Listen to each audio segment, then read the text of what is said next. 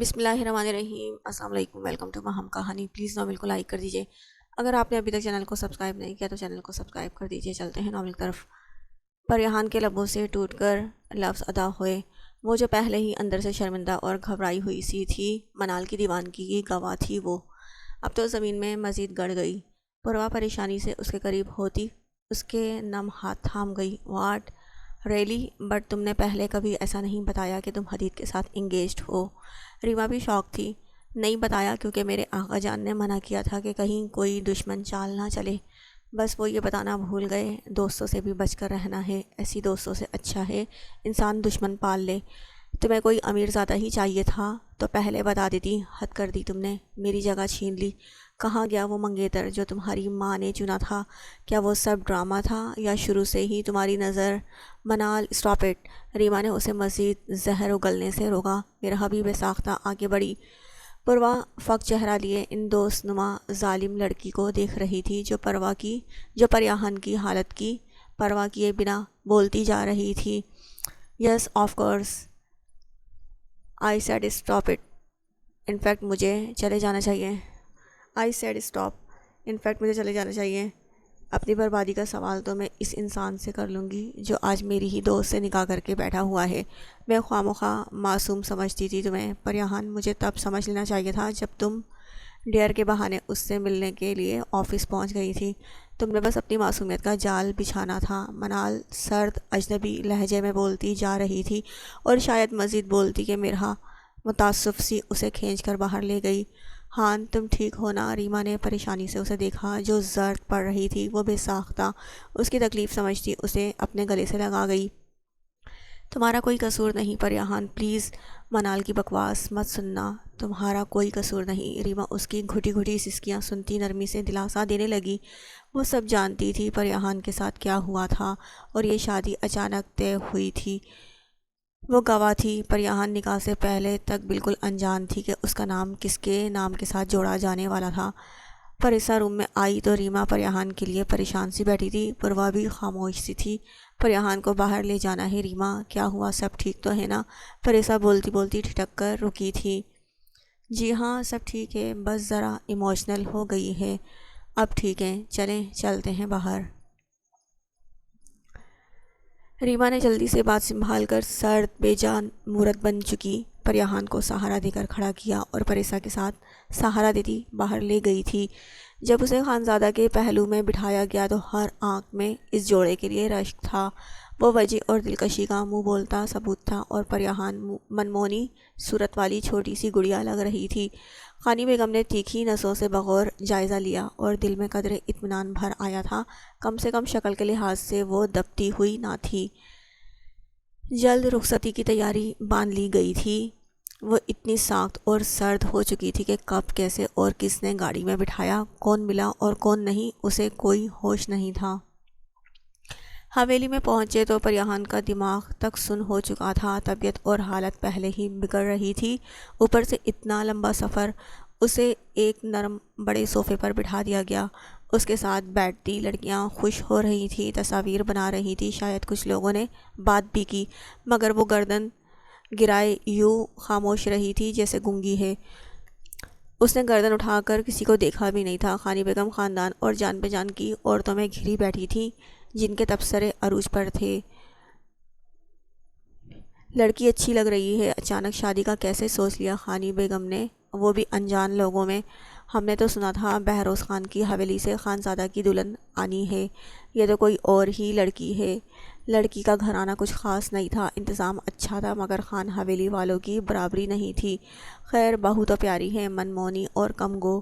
خانی بیگم خاموشی سے مسکراتی رہیں۔ نہ جھوٹ بولا گیا، نہ سچ بتانا مناسب لگا تھا۔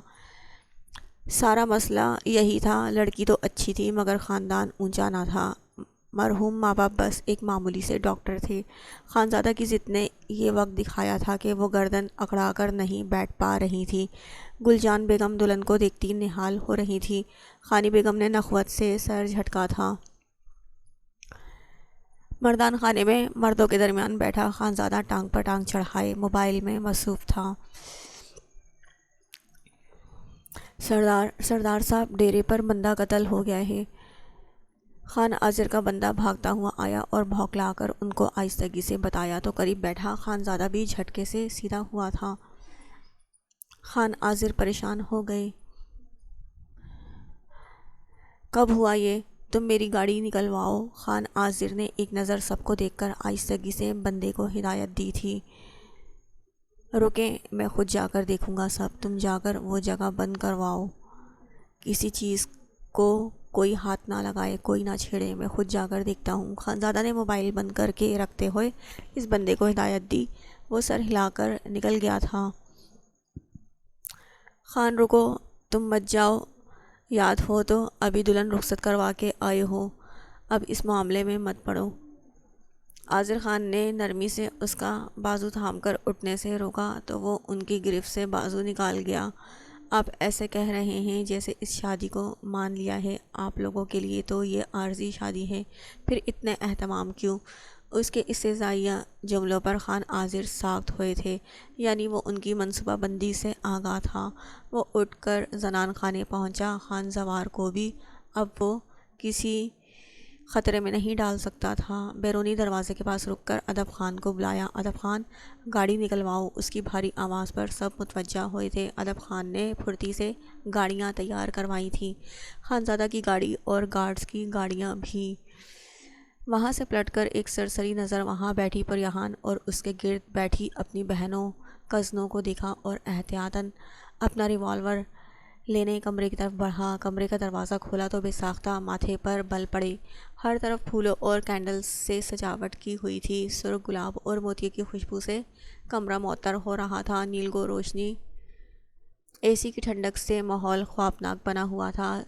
سلیپنگ ایریا میں سامنے بیڈ پر لکھا ہوا تھا لو۔ سرخ گلابوں سے دل بنا ہوا تھا جس پر چمیلی کے سفید پھولوں سے لو لکھا ہوا تھا۔ عیسیٰ، عیسیٰ، اس نے کھڑے کھڑے جبڑے بھینچے۔ یہ عیسیٰ کے علاوہ کوئی نہیں کر سکتا۔ وہیں سب سے لیٹ نکلا تھا بارات کے لیے۔ ثنا بیگم کی گود میں سرک کر لاڈ اٹھواتے عیسیٰ تک اس کی دھاڑ پہنچی تو جھٹکے سے اٹھ کر وہاں پہنچا۔ کیا ہو گیا ہے لالا؟ آپ کی شادی ہو گئی ہے، اب آپ کو چاہیے اپنی بیوی کو پکارا کریں، عیسیٰ کی جان چھوڑ دیں اب۔ اس کے سامنے پہنچ کر اس نے بال سنوارتے ہوئے نخرے سے ناک چڑھا کر کہا، بکواس بند، یہ سب تم نے کیا ہے؟ کس نے کہا تھا کرنے کے لیے؟ خانزادہ کے دماغ کی رگیں تن گئی تھیں اس پر۔ پھول، کینڈلز اور یہ لو والی رومانٹک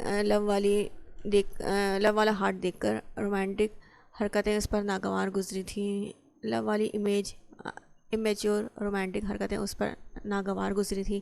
آف کورس میں نے کیا ہے، آئی نو آپ جیسے کولڈ نیچر کو یہ برا لگا ہوگا، بٹ لیٹ اٹ بی، لڑکیاں ان چیزوں سے بہت انسپائر ہوتی ہیں، اور جانے دیں، اب ایسے ریئیکٹ نہ کریں جیسے آپ کو برا لگا ہو۔ یہ سجاوٹ، عیسیٰ بولتے ہوئے دروازے سے منہ گھسا کر کمرے کا جائزہ لیتے ہوئے کچھ آگے ہوا۔ خانزادہ نے دانت پر دانت جما کر اس کی حرکتیں دیکھیں، اور یہ خوشبو مجھ پر تو بہت اثر کرنے لگی تھی۔ میں تو بس اس میں کھونے ہی لگا تھا کہ یاد آیا میں سنگل ہوں، ورنہ شٹ اپ، اسٹاپ دس ربش۔ اس کے معنی خیز جملے پر وہ سختی سے ٹوک گیا۔ کندھے سے پکڑ کر تقریباً کمرے میں گھس چکے عیسیٰ کو باہر دھکیلا اور ضبط کرتا اندر چلا گیا۔ سارے ڈرامے بھائی، دل میں اپنے بھی جوار بھاٹا چل رہا ہوگا، خیر غصہ بنتا ہے سب ان کی دلہن پر قبضہ جو جمائے بیٹھے ہیں۔ عیسیٰ بڑبڑاتا ہوا بھرپور انگڑائی لیے اپنے کمرے میں چلا گیا۔ خانزادہ ریوالور لے کر تیزی سے باہر نکلا۔ خانی بیگم نے حیرت سے اسے شادی کے پہلے دن حویلی سے باہر جاتے دیکھا اور پھر لاپرواہی سے سر جھٹک دیا۔ دلہن کی کیا قدر اور اہمیت ہے وہ جان گئی تھی۔ اس کا بیٹھے بیٹھے برا حال ہو گیا تھا، گردن اور کمر اکڑ چکی تھی۔ جانے کسی بڑے نے ان لڑکیوں سے ابھی تک کیوں نہیں کہا باتیں مذاق ختم کر دیں۔ بھابھی کیا میں آپ کو روم میں لے جاؤں؟ اس کی بے چینی اور روحان سی صورت دیکھ کر زرشے نے کہا تو اس نے بھرائی آنکھوں سے نرم چہرے والی لڑکی کو دیکھ کر بچوں کی طرح گردن ہلائی اور سوری، ہمیں یہ خیال نہیں آیا، آپ سے مل کر اتنا اچھا لگا کہ سب بھول گئے۔ اب باقی بھی متوجہ ہوئی تھیں، یہ سب اس کی نندیں تھیں۔ اس نے اس بار کوئی جواب نہیں دیا۔ دو لڑکیوں نے ارد گرد سے بھاری لباس سنبھال کر اسے کھڑا کیا۔ بات سنو، ابھی وہ کچھ قدم آگے بڑھی تھی کہ خانی بیگم نے روک کر اپنے پاس بلایا۔ عجیب بیگانہ اور لاپرواہ سا رویہ تھا۔ بھاری لباس پہنے، تھکن سے نڈھال چہرہ لیے دلہن کے پاس آنے کے بجائے وہیں بیٹھے بیٹھے اپنے پاس بلا لیا۔ خانزادہ کسی کام سے گیا ہے، مگر اس کا انتظار کرنا، چینج مت کرنا بالکل، یہ بد تہذیبی ہوتی ہے، اور تم دونوں بس دروازے تک چھوڑنا، اندر جانے کی ضرورت نہیں۔ ان کے حکم پر ان دونوں نے جی کہا، جبکہ وہ بس نظر جھکا گئی۔ وہ رخ موڑ گئی، اشارہ تھا کہ اب وہ جا سکتی ہیں۔ زرشے اور دریا کے سہارے وہ کمرے میں پہنچی۔ وہ دروازے کے پاس ہی چھوڑ کر پلٹ گئیں۔ وہ لہنگا سنبھالتی، آنسو روکتی خود اندر داخل ہو گئی۔ نہایت بڑا کمرہ تھا جس کے پچھلی باغ کی جانب گلاس ونڈوز تھے۔ اس وقت رات کی وجہ سے وہاں گھپ اندھیرا عجیب سا منظر پیش کر رہا تھا۔ کمرے میں پھولوں کی بھینی بھینی خوشبو پھیلی ہوئی تھی اور کافی خنکی پھیلی ہوئی تھی۔ اس نے بیڈ پر بنی سجاوٹ سے نظریں چرا کر بددلی سے کمرے کی خوابناکی دیکھی اور بے بسی سے ایک صوفے پر سمٹ کر بیٹھ گئی۔ زیورات اور لباس کا وزن پورے جسم کو بری طرح سے تھکا چکا تھا، مگر چینج کرنے کی اجازت نہیں ملی تھی، اور وہ پہلے ہی دن نافرمانی کر کے بدمزگی نہیں چاہتی تھی۔ حدید کی حرکت سے دل ٹوٹ چکا تھا۔ وہ اپنی منگنی کے بارے میں تب بھی چھپا گیا جب اس نے سوال کیا۔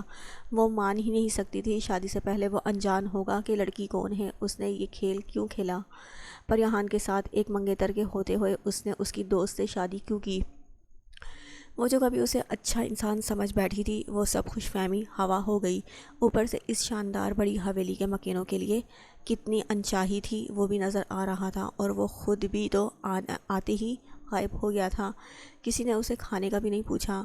وہ صبح سے بھوکی تھی۔ گھر والوں سے تو ضد لگا کر منہ بنائے رکھا تھا، مگر یہاں والوں نے بھی زحمت نہیں کی۔ وہ نیم دراز ہو کر نرم صوفے میں دھنسی تھکاوٹ سے چور بمشکل آنکھیں کھولے پڑی تھی۔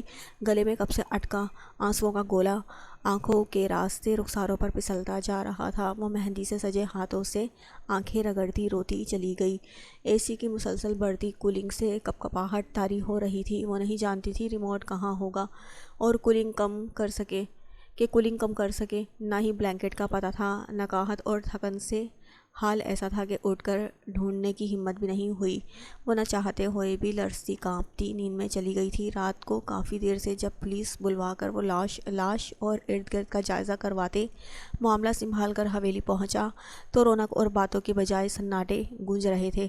کنپٹی سہلاتا کمرے کی طرف بڑھا۔ جلدی کرتے کرتے بھی کافی وقت گزر گیا تھا۔ دروازہ آہستگی سے کھول کر اندر داخل ہوا تو مدھم روشنی اور پھولوں کی خوشبو پر گہرا سانس بھر کر یہاں وہاں نظر دوڑائی گئی۔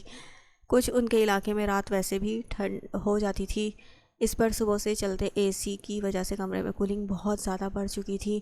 بیڈ خالی تھا اور وہ صوفے پر بھاری لباس اور زیورات سے لاپرواہ گٹھڑی بنی سو رہی تھی۔ اس نے پہلی فرصت میں اے سی بند کیا اور صوفے کے پاس پہنچ کر گہرائی سے اس کا جائزہ لیا۔ پریہان قریب ہو کر اسے پکارا تاکہ وہ اٹھ کر چینج کر سکے۔ ایزی ڈریس پہنے بنا وہ کیسے سو سکتی تھی؟ وہ حیران ہوا۔ اس پر اثر نہ ہوتا دیکھ کر ہاتھ بڑھا کر کندھا ہلا کر اسے جگانا چاہا، مگر بے سود رہا۔ وہ ٹیبل پر بیٹھا اسے دیکھنے لگا۔ میک اپ میں اس کے نازک نقوش بہت پیارے لگ رہے تھے۔ آنکھوں کے پاس میک اپ کچھ خراب تھا اور پلکوں کی نمی بتا رہی تھی وہ روتی رہی ہے۔ اس نے موبائل نکال کر اس کی کچھ پکچرز لیں اور موبائل ٹیبل پر رکھ کر مہندی بھرا ہاتھ تھاما تو چونک سا گیا۔ وہ بالکل سرد پڑ رہی تھی۔ وہ پریشان ہوا، کیا وہ اتنی پاگل ہے کہ نہ چینج کیا، نہ اے سی آف، نہ بلینکٹ، ایسے سو گئی؟ اس کی طرف جھک کر اس کا نازک لرزتا وجود بازوؤں میں اٹھا لیا۔ بیڈ کے پاس جا کر اس کا دماغ جھنجھنا گیا تھا۔ عیسیٰ، اس نے دانت کچکچائے، پھولوں سے بنا دل، اور وہ لو اوف سر جھٹک کر ایک سائڈ پر اسے لٹا کر بیڈ شیٹ سے پھول سمیٹ کر ایک طرف نیچے ہی پھینک دیے۔ ڈریسنگ روم سے کمفرٹر اٹھا لایا، اس پر اڑایا اور خود جا کر چینج کیا۔ ابھی تو وہ سو رہی تھی، جانے جاگ کر سامنا ہونے پر کیا ری ایکشن دے گی؟ اپنی الجھی سوچوں کو جھٹک کر وہ بھی اس کے پاس جا کر لیٹ گیا۔ اس کے ملائم سرد ہاتھوں کو تھام کر اپنے ہاتھوں سے گرمائش پہنچانے کی کوشش کرنے لگا۔ نیلگو روشنی میں اس کا حسن تابناک لگ رہا تھا۔ دودیا ہاتھوں پر لگی سرخ مہندی توجہ کھینچ رہی تھی، مگر وہ نظر چرا گیا۔ یہ شادی کے لیے بھی اچانک اور غیر ارادی تھی۔ اس کے ہاتھ کمفرٹر میں کر کے وہ کروٹ بدل گیا۔ اس وقت سب گھر والے خانزادہ کے روم میں تھے۔ نئی دلہن کی طبیعت خراب تھی، بخار اور بی پی بہت لو ہو رہا تھا، یا وہ اتنی نازک مزاج تھی کہ ایک دن سفر کر کے بیمار پڑ گئی، یا کوئی اور وجہ تھی۔ خانی بیگم ایک طرف چیئر پر بیٹھی اسے تک رہی تھی، میک اپ سے پاک چہرہ اور نرم ہلکا سا لباس پہنے وہ کوئی نوعمر لڑکی لگ رہی تھی۔ چہرے پر ملائم نقوش میں نرمی اور کسی بچے کے جیسی شفاف جلد تھی، شہد رنگ آنکھیں جن میں چمکتا کاجل، بمشکل کندھوں تک پہنچے بال بھی شہد رنگ تھے۔ بلا شبہ وہ پیاری تھی، مگر یہ طے تھا وہ منال ہاشم خان کی جگہ نہیں لے سکتی۔ وہ اس جیسی تیکھے نقوش والی حسین سرخ سفید رنگت اور دراز قد نہیں تھی، نہ اس کے پاس اعلیٰ خاندان تھا۔ وہ سر جھٹک کر سامنے اپنے بیٹے کو دیکھنے لگی۔ وہ ٹھٹکا رہا تھا انہیں۔ صبح صبح علاقے کی لیڈی ڈاکٹر کو بلوا بھیجا تھا، چیک اپ کروایا، ملازموں کو بلوا کر ڈریس چینج کروایا، اور اب بھی وہ بنا فریش ہوئے اسی رف لیے میں کھائے پیے بغیر فکر مند سا کھڑا تھا۔ یہ انسانیت کے احساس یا رشتے کی فکر سے بڑھ کر کچھ تھا، کچھ ایسا جو چونکا رہا تھا، جیسے وہ لڑکی کو نہ صرف جانتا ہے بلکہ قریبی تعلق بھی ہے۔ وہ الجھ کر رہ گئی تھی، کیا ایسا ہو سکتا تھا کہ ایک ہی رات میں اسے اتنی بھا گئی تھی کہ اس کی بیماری پر سب بھول جائے؟